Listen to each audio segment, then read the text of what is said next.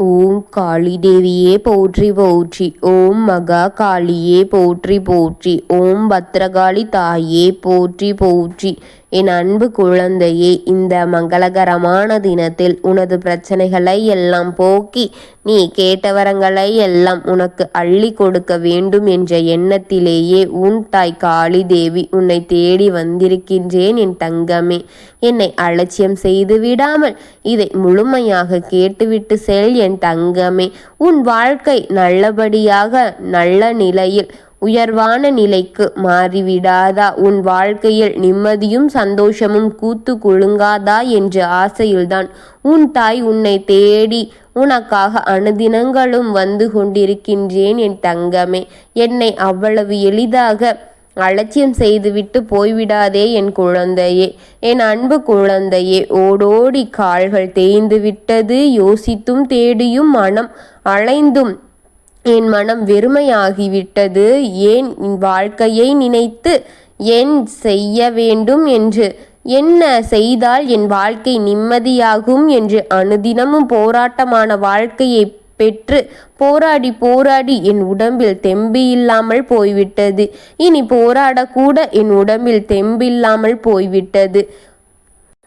என்ன வேண்டுமானாலும் நடந்துவிட்டு போகட்டும் என்று சில நேரங்களில் நான் நினைக்கின்றேன். ஆனால் அதை நினைத்தும் கூட நான் வருந்துகின்றேன். என் தங்கமே, ஏன் இப்படி நினைத்தோம் என்று வருத்தம் எனக்குள் இருக்கின்றது. என் குழந்தையே, உன்னுடைய கர்ம வினைகளை நான் பார்த்து கொண்டுதான் இருக்கின்றேன். என்னால் ஏன் என் குடும்பமும் அழிய வேண்டும் என்று திரும்பவும் போராட ஆரம்பிக்கின்றேன். இப்படியே என் வாழ்க்கை போய்கொண்டிருக்கின்றது. நான் நோக்கும் அனைத்துமே இப்படி ஆகுகின்றதே. நான் வாழ்கின்ற ஒவ்வொரு நாளிலும் நாளுக்கு நாள் என் நிலைமை மோசமாகிக் கொண்டே போகின்றது. விடியும் போது நம்பிக்கையோடு எழுந்திருக்கின்றேன். இரவு படுக்கைக்கு செல்லும் பொழுது அந்த நம்பிக்கையை இழந்து நான் படிக்கின்றேன். ஒவ்வொரு நாளும் எனக்கு இப்படித்தான் போய்கொண்டு இருக்கின்றது. என் வாழ்வு எப்பொழுதுதான் மாறும்? என் பிள்ளையே, எப்பொழுது சரியாகும்? என்னுடைய தடமாற்றம் எப்பொழுது சரியாகும்? என் வாழ்க்கை எப்பொழுது நிம்மதியாக ஆகும் என்று நீ கவலையும் வருத்தத்தையும் கொண்டிருக்கின்றாய். உன் குடும்பத்தில் இருக்கும் செய்ய வேண்டிய கடமைகளை நான் எப்பொழுதுமே சரியாக செய்வேன் என்பது போல பல கேள்விகளுக்கு பல பிரச்சனைகளுக்கும் உன் மனதில் ஓடோடிக்கொண்டே இருக்கின்றது. இழந்ததை அனைத்தையுமே இனி உனக்கு நேரம் இல்லாமல் போய்விட்டது. உன்னிடம் இழப்பதற்கு கூட இனி ஒன்றும் இல்லாமல் போய்விட்டது. அனுதினமும் ஏதாவது ஒன்றை பற்றி மனதில் போட்டு கலங்கிக் கொண்டேதான் இருக்கின்றாய் என்று இந்த தாய்க்கு தெரியும். நிம்மதியில்லை, சரியான உறக்கமில்லை, சரியான உணவு உட்கொள்வதில்லை. பசி எடுத்தாலும் கூட உணவு உட்கொள்ள முடியவில்லை, பசியும் எடுக்கவில்லை, உறக்கம் வரவும் இல்லை, உறக்கம் வந்தாலும் கூட உறங்க முடியவில்லை என்று நீ வருத்தத்தில் என் வாழ்க்கை இப்படி ஆகிவிட்டதே என்று வேதனைப்பட்டு கொண்டிருக்கின்றாயே என் தங்கமே.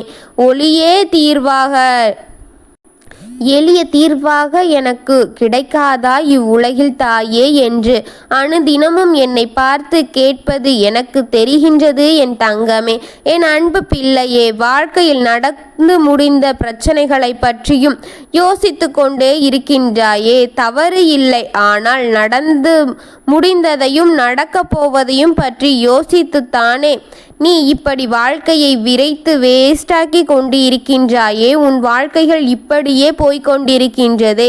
நடக்கப் போவதை பற்றி யோசித்தால்தானே அதிலிருந்து மீண்டு உன்னால் வர முடியும் பிள்ளையே. நாளுக்கு நாள் உன் தலையில் பிரச்சனைகள் அதிகமாகிக் கொண்டே இருக்கின்றது என்று நினைக்கின்றார்கள். ஒன்று போனால் ஒன்று நீ மாட்டிக்கொள்வாய் என்று அவர்கள் திட்டமிட்டு ஒன்றுக்கு ஒன்று செய்து கொண்டே இருக்கின்றார்கள். என் தங்கமே, ஒன்றில் தப்பினால் கூட நீ இன்னொன்றில் சிக்கிவிட வேண்டும் என்று அவர்கள் அவர்கள் மாற்றிக்கொள்வாய் என்று பார்த்து கொண்டே இருக்கின்றார்கள் என் தங்கமே. அதை பார்த்து கொண்டே இருக்கின்றார்கள் என் பிள்ளையே.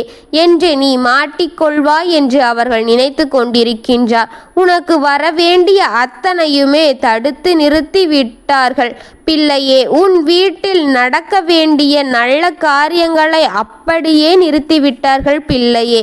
உன் வீடு தேடி யார் வருவார் இருந்தாலும் வழியிலேயே அதை தடுத்து நிறுத்தி நல்ல காரியங்களை செய்ய விடாமல்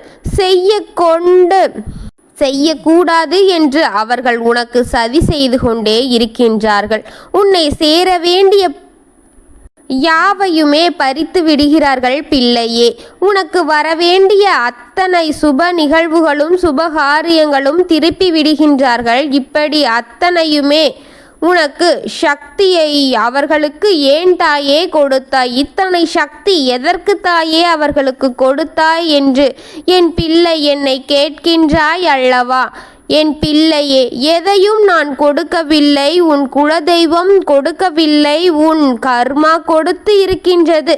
அவன் வாழ்க்கையில் நீ நீடிக்கத்தான் என்று உன் கர்மா அவன் கையில் அனைத்தையும் கொடுத்து விட்டது பிள்ளையே.